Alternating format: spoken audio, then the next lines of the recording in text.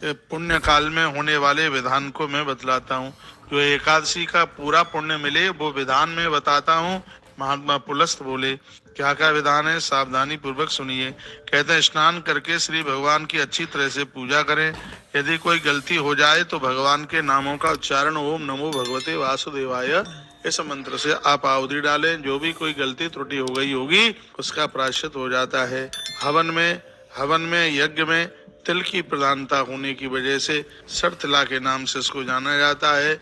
और वह ओम नमो भगवते वासुदेवाय ऊपर इस से द्वादशाक्षर तुम मंत्र बैठ के के द्वारा सवाल तुमने ना कर पाते यज्ञ में थे। आहुति तू डाले। इतना बिगड़ और गया, क्या परसों करे, से देख कर चंदना क्या देखा गुरु करें। का इसको पूर्वई तो ना पहुंचाओ नैवेद्यम हमने। कृशरम तू ददा बहुत बिगड़ चुका, तू संस्मृत पहले बार नामना ज्ञान च सुना लो। तथा कृष्णा खेन पुनः पुनः। फिर दूसरे दिन श्री हरि की पुण्य पूजा चंदन यानी द्वादशी को अगरु कपूर से करे। और वर्णन किया गया है, ध्यान से सुनिएगा, ये बात आपको नहीं पता होगी।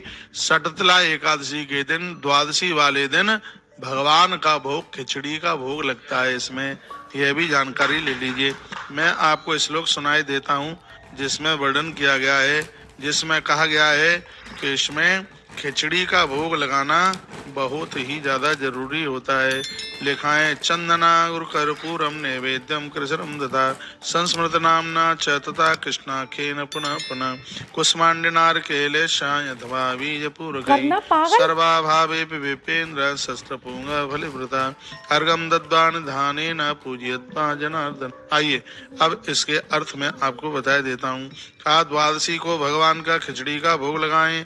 कोहड़ा, नारियल, बीजपुर और सबों के, इन सब चीजों के अभाव में श्रेष्ठ सुपारी के द्वारा भगवान का पूजन कीजिए।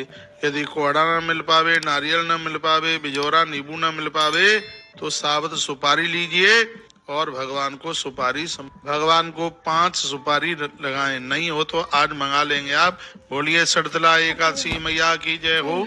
आज हमारे यहाँ इसी विधि पूर्वक संपूर्ण पूजन हो रहा है। ये नहीं है कि सिर्फ आपको ही बताने के लिए, इन नियमों को हम भी बड़ा फॉलो कर रहे हैं। तो आज सुपारी मंगा लीजिए और भगवान को कल सुपारी से पूजन कीजिएगा। इसमें वर्णन किया गया कि इन इन चीजों को पूजा में प्रयोग में लें। कोड़ा, नारियल, बिजोरा, नींबू, ये सब चीजें नहीं मिलती हैं तो सिर्फ सुपारी से भी आप पूज सकते हैं। उसके पहले भगवान जनार्दन की पूजा में आप उनका आह्वान करें और मंत्रों के द्वारा उनको बुलाएं। कहें, हे भगवान कृष्ण, आप बहुत बड़े कृपालु हैं, आप गतिहीनों के लिए गति बन जाते हैं। हे पुरुषोत्तम, संसार सागर में डूबते हुए जीव पर आप प्रसन्न हो जाइए, आप प्रसन्न हो जाइए। इतने में भगवान श्री कृष्ण कहते हैं, हे दुष्टर, जैसे ही वो पूजा कर रहे थे जन महापुरुष लोग, तो आकाशवाणी हुई। कहा, तुमने सड़तला एकादशी के दिन भगवान की मेरी पूजा की है और इसका परिणाम ये होगा, तुम्हें लेने के लिए धरती पर मैं स्वयं चल करके आऊंगा। ऐसी अद्भुत आकाशवाणी सुनाई दी। महापुरुष लोग नाचने लगे। नमस्ते पुंडरीकाक्ष, नमस्ते विश्वभावन, सुब्रह्मण्य नमस्ते स्तु महापुरुष पूर्वज, प्रेरणार्थम मया दत्तम लक्ष्मिया स जगतपति। हे पुंडरीकाक्ष भगवान, आपको नमस्कार है। हे विश्व का कल्याण करने वाले, आपको नमस्कार है। हे सुब्रह्मण्य महापुरुष, आपको नमस्कार है। हे जगतपति, मेरे द्वारा दिए गए अर्घ को आप स्वीकार करें। ऐसे भगवान को प्रार्थना की जाती है। उसके बाद ब्राह्मणों की पूजा होती है इसमें, और उनके चरण भी धोए जाते हैं। व्यवस्था बन जाती है तो उनको पानी से भरा हुआ, जल से भरा हुआ घड़ा भी दिया जाता है। छत्र, चरण पादुका, वस्त्र। ये द्वादशी के दिन की बात बता रहा हूं मैं। कल द्वादशी के दिन सठ तिला एकादशी करने के बाद द्वादशी के दिन क्या क्या दान में दिया जाता है, ये ठीक से सुन लीजिएगा। जल का भरा हुआ घड़ा दिया जाता है, या अनाज से भरा हुआ घड़ा दिया जाता है, और उसके साथ छत्र दिया जाता है, उपान है, चरण पादुका दी जाती हैं, और कोई न कोई वस्त्र दिया जाता है। इस कर्म से भगवान कृष्ण आते रहते हैं। और द्वादशी के दिन खिचड़ी का भगवान को भोग लगाया जाता है। ये सगरी बातें यहाँ पर वर्णित की गई हैं। बोलो भक्तवत्सल भगवान की जय हो। जय जय श्री राधे श्याम। मैं श्लोक बोले देता हूँ क्योंकि संस्कृत के जानकार लोग भी कथा को सुनते हैं। ततस्तु पूजयेत् व्यग्र मुद कुंभ प्रदापयेत् छत्रोपान वस्त्रैषा कृष्णो वै प्रियतामिति। ततस्तु पूजये विप्रः कुंभ प्रदापयेत्, कुंभ यानी जल से भरा हुआ, कुंभ कहते हैं घड़े को, घड़ा प्रदापयेत् प्रदानित करें। छत्रो उपान, छत्र यानी छतरी, और उपान कहते हैं इसमें छत्र के, देखिए एक तो देवताओं के लिए छत्र और एक आप लोगों के यूज करने के लिए छतरी, इसमें दोनों बातों का वर्णन किया गया है।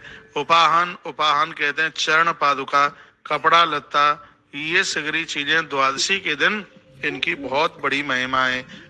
कथा सुन, तत्पश्चात कहा कि अपनी शक्ति के अनुसार ब्राह्मणों को काली गैया प्रदान करें, ये भी लिखा हुआ है। द्वादशी के दिन काली गाय प्रदानित कर दें, यदि व्यवस्था हो जावे तो काली गाय प्रदानित करें। काले तिल प्रदानित करें, इसमें वर्णन किया गया है, आनंद की बात कर दी गई है। कहा गया शर्तला एकादशी के तत्पश्चात द्वादशी के दिन काली गैया का गौदान करने की बहुत बड़ी महिमा है, जो कि हमें आरोग्यता से, बीमारियों से हमेशा के लिए बचा लेती है। तावद वर्ष सहस्राणी स्वर्गलोके महीयते, देखो क्या लिखा है, तावद वर्ष सहस्राणी स्वर्गलोके मही। शर्तला एकादशी के बाद द्वादशी को यदि गोदान हुआ है तो उस गैया की देह में जितने रोम हैं उतने वर्षों तक दाता भगवान के चरणों में रहता है, भगवान के धाम में रहता है। इतनी बड़ी महिमा है भैया। अपनी शक्ति के अनुसार श्रेष्ठ ब्राह्मणों को काली गौ प्रदान, तिल का पात्र भी दान करें। स्नान करने में, प्राशन में काले तिल ही श्रेष्ठ हैं, अतएव काले तिलों में श्रेष्ठ ब्राह्मणों को अवश्य देना चाहिए।